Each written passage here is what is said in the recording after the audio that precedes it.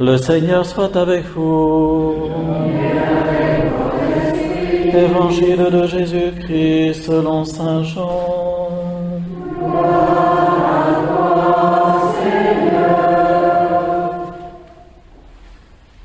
Jésus disait à ses disciples, « Quand viendra le défenseur, que je vous enverrai d'auprès du Père, lui, l'Esprit de vérité qui procède du Père, il rendra témoignage en ma faveur. Et vous aussi, vous rendrez témoignage, vous qui êtes avec moi depuis le commencement. » J'aurais encore beaucoup d'autres choses à vous dire, mais pour l'instant, vous n'avez pas la force de les porter. Quand il viendra, lui, l'Esprit de vérité, il vous guidera vers la vérité tout entière. En effet, ce qu'il dira ne viendra pas de lui-même. Il redira tout ce qu'il aura entendu, et ce qui va venir, il vous le fera connaître. Il me glorifiera, car il reprendra ce qui vient de moi pour vous le faire connaître. En effet, tout ce qui appartient au Père est à moi. Voilà pourquoi je vous ai dit, il reprend ce qui vient de moi pour vous le faire connaître. Nous allons juste écouter quelques mots, quelques versets des textes bibliques que nous venons d'entendre pour mieux saisir qui est l'Esprit Saint. Ici, dans l'Évangile selon saint Jean que nous venons de proclamer, il y a deux mots, défenseur et puis esprit de vérité. Jésus, en parlant du Saint-Esprit, emploie le mot défenseur ou encore avocat ou encore paraclet. Parakletos en grec, c'est l'avocat, c'est la même chose. Et c'est intéressant de voir cela, que Jésus nous dit qu'il va nous envoyer un avocat, quelqu'un qui va être là pour nous défendre, un défenseur, quelqu'un qui, par rapport aux agressions du mensonge qui sont dans le monde, va intérieurement rétablir la vérité et voilà, remettre les choses à l'endroit en quelque sorte.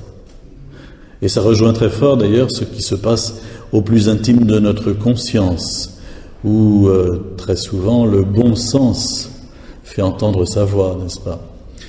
Mais aujourd'hui, le bon sens, quelquefois, il est bafoué et l'Esprit Saint prend le relais pour, fortifier un tout petit peu cette lumière de la conscience et remettre les choses à l'endroit et nous défendre, nous montrer où est la vérité, où est le mensonge, où sont les ténèbres, où est la lumière.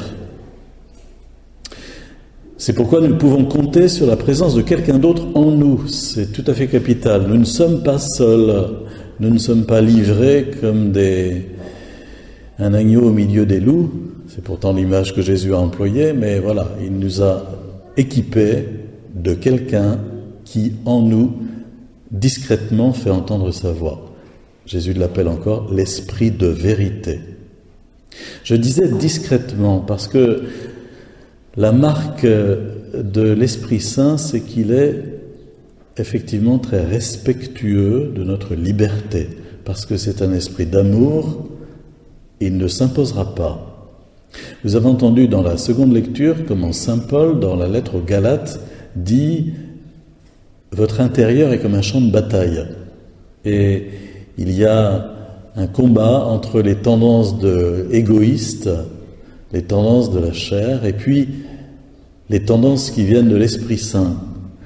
Et saint Paul nous dit, voilà, vous êtes aux prises avec des choses que vous faites, vous ne voudriez pas les faire, et puis d'autres que vous voudriez faire, vous n'y arrivez pas, et c'est un véritable champ de bataille.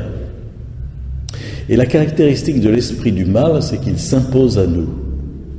L'esprit du mal met le pied et enfonce.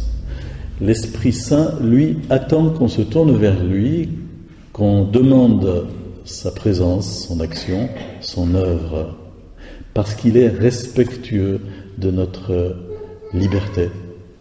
Il est l'esprit d'amour. C'est tout à fait essentiel. Et nous faisons vraiment l'expérience très fréquemment que nous sommes, marqués par la contrainte du mal en nous. C'est un peu comme quand vous prenez un morceau de bois et que vous le mettez dans l'eau, il flotte, mais si vous mettez la main sur le morceau de bois pour l'enfoncer dans l'eau, il va s'enfoncer, évidemment, puisque vous le contraignez à cela. Et en nous, c'est un peu comme ça, le mal nous contraint. Et si l'Esprit Saint relâche l'étau du mal, nous revenons à la surface et voilà, notre nature est de flotter. Excusez-moi, enfin je veux dire par là que par le baptême, nous sommes enfants de Dieu, et notre nature est d'être tournée vers Dieu et de nous laisser conduire par l'Esprit de Dieu. Mais il faut y faire appel, il faut prier, il faut demander, il faut accueillir. D'où la nécessité de la prière. Un chrétien qui prie peu, trop peu ou pas du tout, c'est un chrétien qui va expérimenter la contrainte du mal en lui, qui va essayer de s'en sortir à la force du poignet en faisant des efforts, qui va voir que ça ne marche pas et qui va constamment replonger dans l'échec. Un chrétien qui prie, c'est un chrétien qui dans la prière va percevoir à certains moments, non pas émotionnellement, mais à la fine pointe spirituelle de son âme, va percevoir la paix, la présence, la lumière, la voix du Saint-Esprit. Et va donc vivre différemment par rapport à l'épreuve de choc avec les contraintes du mal en lui. Parce qu'il a perçu qu'il y avait autre chose, il y avait quelqu'un d'autre. Et il va se laisser appeler, conduire par l'Esprit qui est en lui. Il est le défenseur, il est l'Esprit de vérité, il est celui qui nous tourne vers le Père et vers Jésus, il est celui qui nous rappelle les paroles de Jésus. Quand il viendra à lui l'Esprit de vérité, il vous guidera vers la vérité tout entière, dit Jésus. Ce qu'il dira ne viendra pas de lui, mais de moi. Il reprendra de mon bien pour vous le faire connaître. Tout ce que m'a donné le Père est à moi, et c'est en moi qu'il prendra pour vous le redire. C'est important cela, c'est vraiment l'essentiel de notre vie chrétienne. C'est pour ça que c'est un peu un drame qu'aujourd'hui il y ait si peu de confirmation. Beaucoup de chrétiens sont baptisés, mais aujourd'hui il y en a peut-être 80% qui ne sont pas confirmés. C'est un peu un drame parce qu'on a besoin de toute la présence de l'Esprit Saint, et toute cette présence de l'Esprit Saint nous est accordée par le sacrement de confirmation. Aussi, il faut encourager les personnes qui vous entourent et qui ne seraient pas confirmées à venir demander ce sacrement. Peut-être que l'an prochain, il y aura au moins une adulte parmi nous qui demandera le sacrement de confirmation, et donc on pourra aller l'an prochain peut-être à la cathédrale le samedi soir, veillée de Pentecôte, pour participer à cette messe de confirmation. C'est un rendez-vous que je vous donne pour l'an prochain déjà. Enfin, je terminerai en reprenant le récit des Actes des Apôtres qu'on a entendu en première lecture, le récit de la Pentecôte, où saint Luc nous dit que 50 jours après Pâques, les disciples étant réunis en prière, Jésus ayant disparu définitivement dans l'ascension, 10 jours avant, eh bien voici que les apôtres ont été saisis par la présence du Saint-Esprit. Ils ont fait l'expérience de la paix, de la joie, de l'amour qui viennent de l'Esprit Saint. Et ça les a tellement marqués que ça les a fortifiés pour les propulser dans l'évangélisation qui dure encore 2000 ans après. Regardez comment, après la résurrection de Jésus, il s'enferme dans la chambre haute, il verrouille les portes, si bien que Jésus ressuscité apparaît brusquement comme ça dans la pièce qui est cadenassée. Et voyez comment, au jour de la Pentecôte, ils sortent et ils se mettent à prêcher et à témoigner de Jésus ressuscité.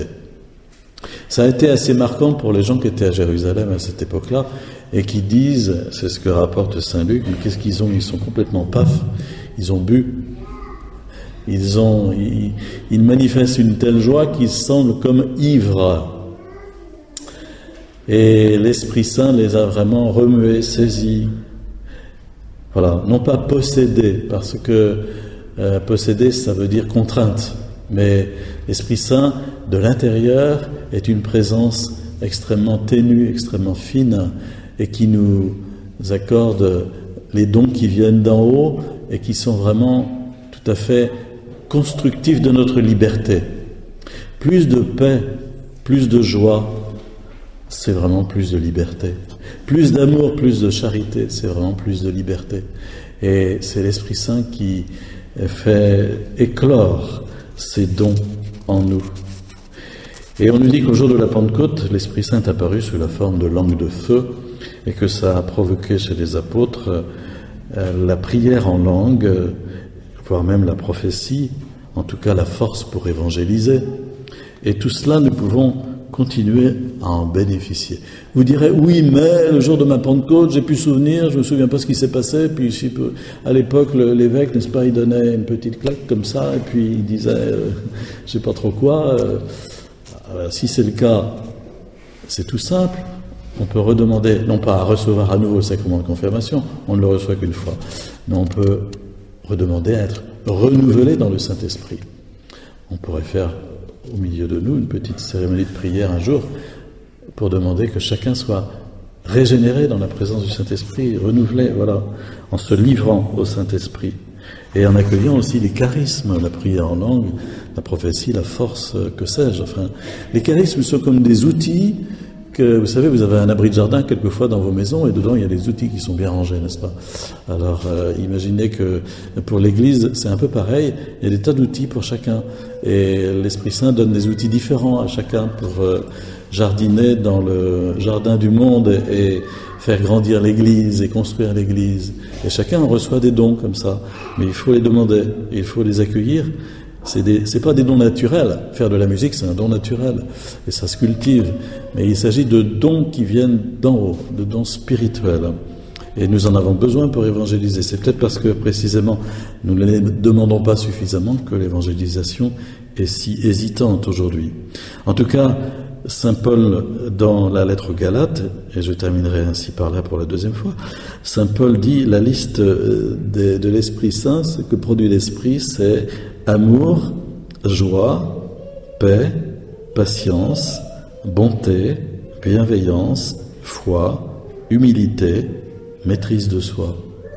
Si un jour vous avez besoin d'une petite liste pour vous confesser, vous prenez celle-là et vous trouvez tout de suite, n'est-ce pas, en quoi on s'est fermé au don du Saint-Esprit. Et puis, de quoi demander aussi à l'Esprit Saint de produire en nous pour nous convertir et nous transformer, afin que nous soyons témoins de Jésus.